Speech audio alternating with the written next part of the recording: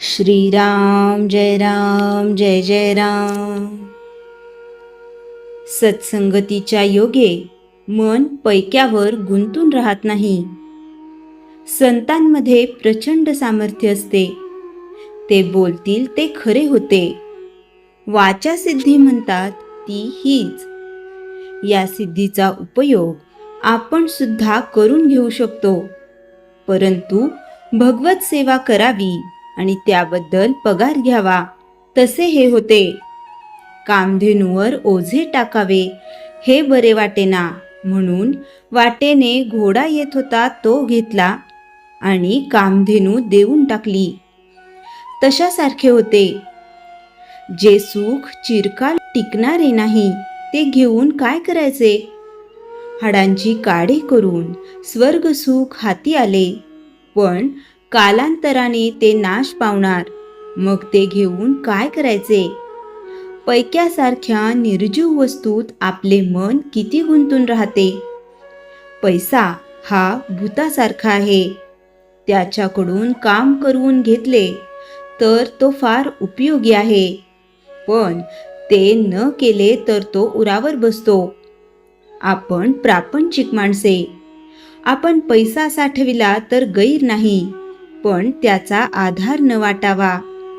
पैशाचा आधार आहे असे वाटणे म्हणजे भगवंताचा आधार नाही असे वाटणे होय. आपल्या जवळचा पैसा आपण होऊन कुणाला द्यावा असे मी म्हणत नाही, पण चोराने तो चोरून नेला तर रडत बसू नये, किंवा कुणी मागायला आला तर त्याला नाही म्हणू नये. त्याला काहीतरी द्यावेच. पैसा प्रपंचाला पुरेसा असावा. म्हणजे किती? तर पेन्शन असेल त्यांना रोजच्या निर्वाहापुरता असला म्हणजे पुरेसा झाला, आणि पेन्शन नसेल त्यांना साधारण मध्यम स्थिती 10-15 वर्षे पुरेल इतका असला म्हणजे पुरेसा झाला. याला अमुक एक असा हिशेब सांगता येणार नाही. आपल्या प्रपंचाला जेवढा जरूर आहे तेवढा पैसा आपल्याला मिळाला की बस झाले. श्रीमंतीला पुष्कळ पैसा लागतो असे थोडेच आहे. आपल्याला अडचण नाही पडली की आपली श्रीमंतीच आहे. पैशाच्या बाबतीत आपण प्रयत्न मात्र आग्रहाने करावा आणि नंतर होईल तसे होऊ द्यावे.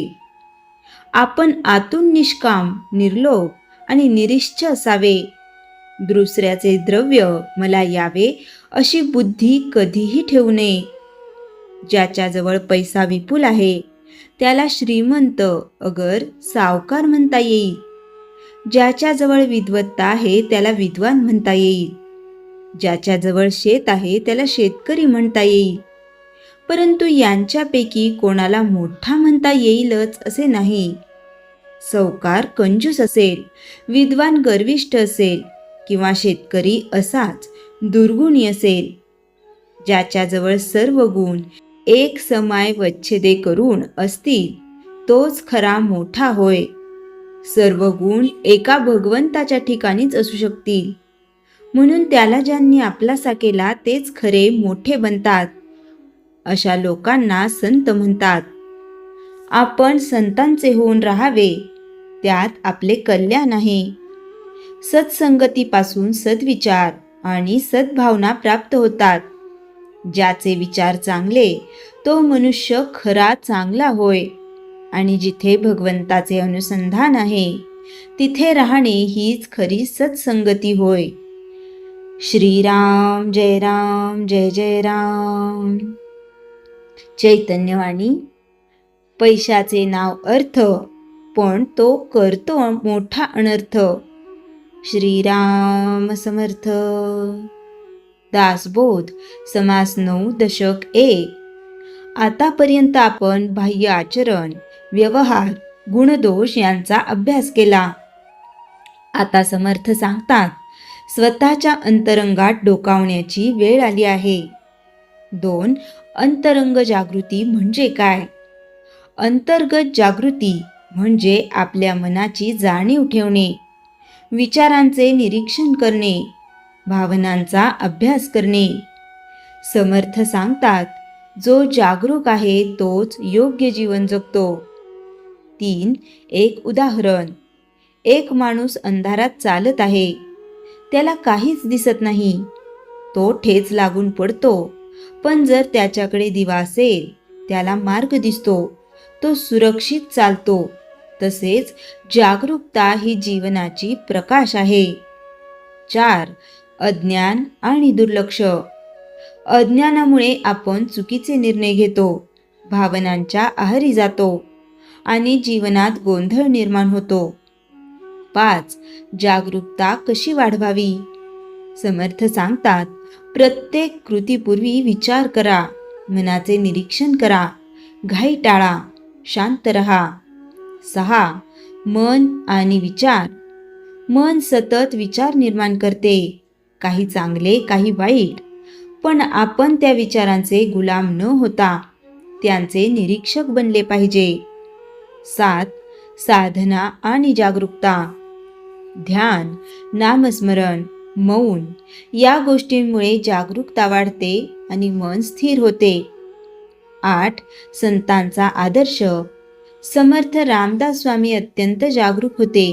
त्यांनी प्रत्येक कृती विचारपूर्वक केली. 9. एक साधा दृष्टांत. ड्रायव्हर जर जागरूक असेल तर अपघात टळतो. तसेच जीवनात जागरूकता आवश्यक आहे. 10. अंतिम सार.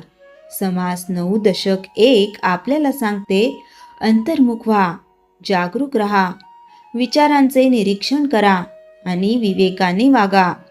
असे जीवन जगणारा मनुष्य चुका टाळतो आणि योग्य मार्गावर चालतो. श्रीराम समर्थ. दासबोध. समास 9 दशक 2.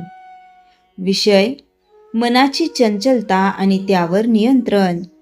1. मनाचे स्वरूप. मन म्हणजे विचारांचे केंद्र, भावना निर्माण करणारे तत्व, निर्णय घेण्याचे साधन. पण समर्थ सांगतात, मन अत्यंत चंचल आहे. 2. मन चंचल का असते? मन सतत भूतकाळात जाते, भविष्याचा विचार करते, एका गोष्टीवरून दुसऱ्या गोष्टीवर उडी मारते, म्हणून मन स्थिर राहत नाही. 3. एक उदाहरण. एक माकड झाडावरून झाडावर उड्या मारत असते. ते कधीही एका ठिकाणी थांबत नाही. तसेच मन सतत उड्या मारत राहते. 4. चंचल मनाचे परिणाम. एकाग्रता कमी होते, काम पूर्ण होत नाही, निर्णय चुकतात, मन अस्थिर राहते. 5. मनावर नियंत्रण का आवश्यक? जर मनावर नियंत्रण नसेल तर आपण भावनांच्या आहारी जातो, चुकीचे निर्णय घेतो आणि जीवन बिघडते. 6. मन स्थिर कसे करावे? समर्थ सांगतात, एकाग्रता वाढवा, अनावश्यक विचार टाळा, वर्तमानात राहा, शांततेचा सराव करा. 7. साधना आणि मन. ध्यान, नामस्मरण, श्वासावर लक्ष ठेवणे या गोष्टींमुळे मन हळूहळू स्थिर होते. 8. संतांचा आदर्श. समर्थ रामदास स्वामी यांनी मनावर पूर्ण नियंत्रण मिळवले होते, म्हणून त्यांचे जीवन शांत आणि स्थिर होते. 9. एक साधा दृष्टांत. वारा असेल तर पाण्याचे तरंग उठतात, पण वारा थांबला तर पाणी शांत होते. तसेच मन शांत असेल तर जीवन शांत होते. 10. अंतिम सार. समास 9 दशक 2 आपल्याला सांगते, मनाची चंचलता ओळखा, त्यावर नियंत्रण ठेवा, एकाग्रता वाढवा आणि शांततेचा मार्ग स्वीकारा. असे जीवन जगणारा मनुष्य स्थिर, शांत आणि यशस्वी होतो. श्रीराम समर्थ. श्रीराम जय राम जय जय राम. जयाच्या जनी जन्मनामार्थ झाला, जयाने सदा वासनामात केला, जयाच्या मुखी सर्वदा नाम कीर्ती, नमस्कार तया ब्रह्मचैतन्य मूर्ती. श्रीराम जय राम जय जय राम. जानकी जीवन स्मरण जय जय राम.